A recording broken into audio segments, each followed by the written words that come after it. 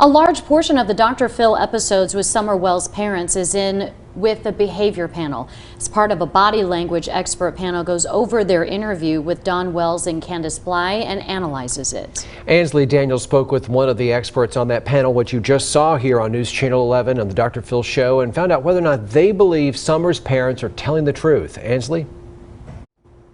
Josh and Sarah, the behavior panel has taken YouTube by storm. It's a group of 4 body language experts and behavior experts who analyze that body language and human behavior in videos of public interest. Now, they have analyzed Don Wells and Candus several times, including our very own News Channel 11 interviews. Now, one of the panelists tells me that their latest experience on Dr. Phil across all of their analyses, they say that their thoughts are the same. We really didn't have a problem with Don. He seemed like he was being honest. It went ahead and solidified our thoughts on him having nothing to do with it whatsoever. Didn't know anything about it. The experience on Dr. Phil, not all glitz and glamour for the parents of the missing 5-year-old. We got in there. She got a little upset with some parts of it. She got a little emotional. Particularly Summer's mother. There were red flags we saw with Candus, where it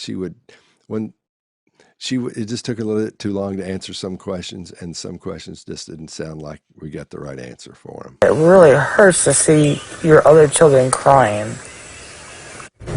All right, I'll go first on this one.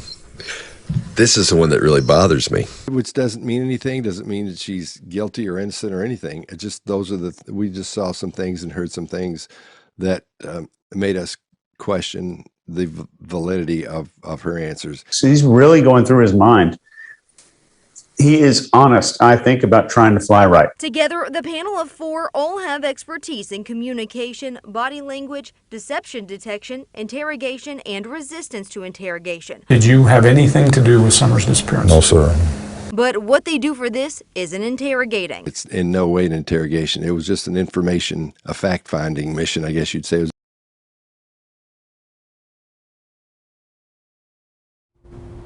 Now, to be clear, this group does not deem people to be guilty or innocent. Rather, they just look at their deception versus honesty, especially when it comes to the body language and how they act when they ask them questions.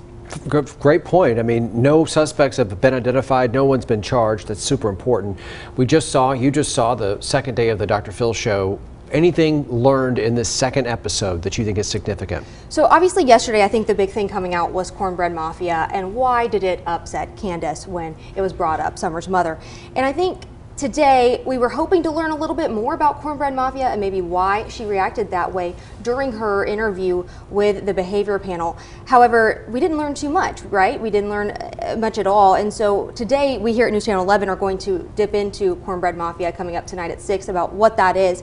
And I think another takeaway from today's episode, though, is Dr. Phil told both of them that he does not believe they have anything to do with what happened to Summer.